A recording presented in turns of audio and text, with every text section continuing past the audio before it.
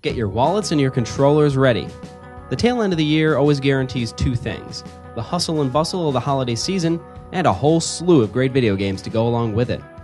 Following a long-standing tradition we have here at the GKV, we're naming our picks for the games we're most looking forward to for the busiest and biggest time of the year. And no matter what platform you game on, there's plenty to be excited about. I'm Cap Amerikanski, and on behalf of Garvey, Pavs, Adam, and Josiah, I submit for your approval the Geekiverse's top 10 anticipated games for fall 2017. Number 10, Metroid: Samus Returns. It's been far too long since fans were graced with a true Metroid game, particularly in the 2D sphere. While this may not be a brand new game, Metroid: Samus Returns is a solid upgrade from the original Game Boy game Metroid 2: Return of Samus, which is now almost 26 years old. Reliving the battles with all the different Metroid phases and 3D visuals and using new abilities is a fine way to hold us over until Metroid Prime 4 drops. Number 9, NHL 2018. Josiah is the Geekiverse's hockey fanatic and lists this title every year for our most anticipated games. However, EA Sports has managed to improve the game every year since it debuted to lackluster reception in NHL 2015. And the slight additions in NHL 2018 are highlighted by the new game mode, Threes. Number 8, PlayerUnknown's Battlegrounds. This game took the internet by storm with the early access release for PC. From the concept of PlayerUnknown's Battlegrounds to the play style and the emotional roller coaster it takes you on, this is a great game to play, either with your friends or in solo play. All this game has to do is run smoothly, not have any major launch issues, and it'll be a success. Number 7, Resident Evil 7 Biohazard Story DLC.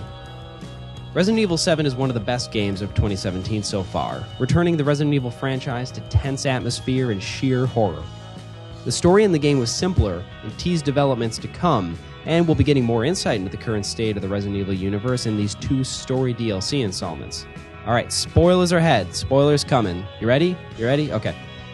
The story DLC, titled Not a Hero, which will be free by the way, will follow series veteran Chris Redfield following the events of 7 and be more action-oriented. Meanwhile, End of Zoe, featuring new enemies and areas, will reveal more what happened to side character Zoe after the game's story, and seems to be slower and more horror-driven than its other DLC counterpart. Number 6, The Legend of Zelda Breath of the Wild DLC Pack 2. Breath of the Wild wasn't missing much, but a detailed narrative was one of the few omissions from the biggest Legend of Zelda game ever.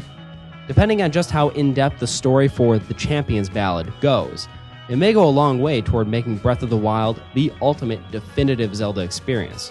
We already know that we'll be getting a deeper look into Mipha, Reveille, Daruk, and Urbosa, which is exciting enough. But what other developments will this new story bring to Hyrule following our victory over Calamity Ganon? Number 5, Wolfenstein 2: The New Colossus. Something about alternate history universes really gets us going, especially when they're well done.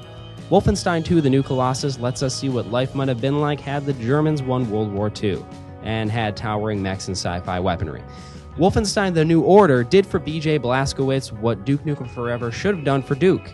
Brought an old-school character back blasting into the current generation with a good mix of old and new. Developer Machine Games is bringing the heat in this sequel with some new mechanics and an interesting storyline while retaining the series' trademark brutality. Number 4, Middle-earth: Shadow of War.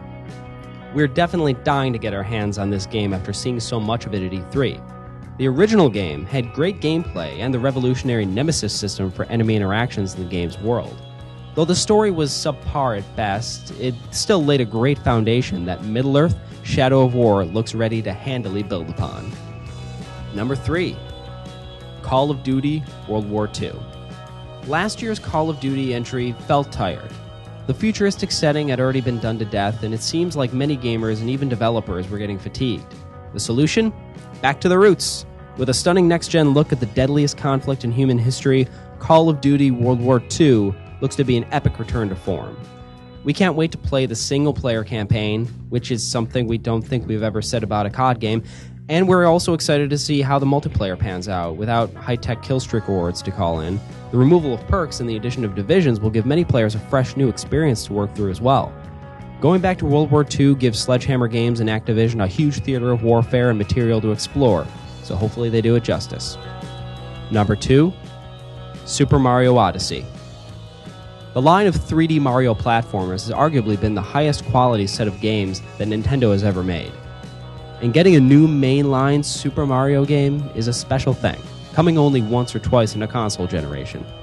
The short-lived Wii U had the splendid Super Mario 3D World, but not since Super Mario Galaxy for the Wii in 2007 have we seen a major forward step made for the franchise.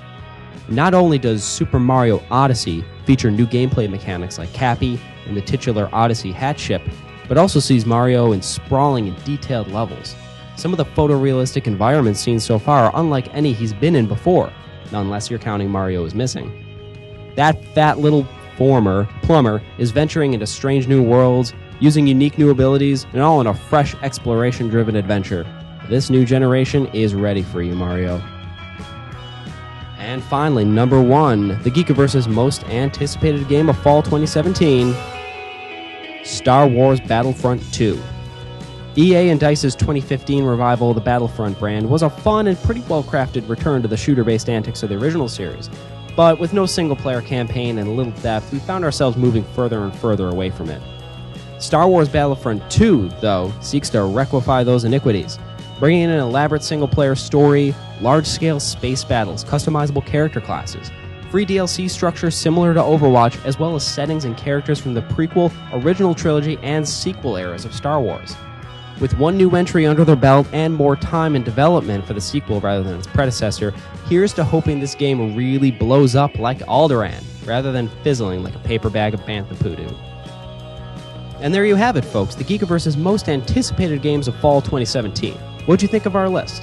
What would you have included at the top of yours? Please let us know in the comments below, and give us a quick like if you don't mind, and hit the link in the middle here to stay tuned to more GKV video game coverage to come.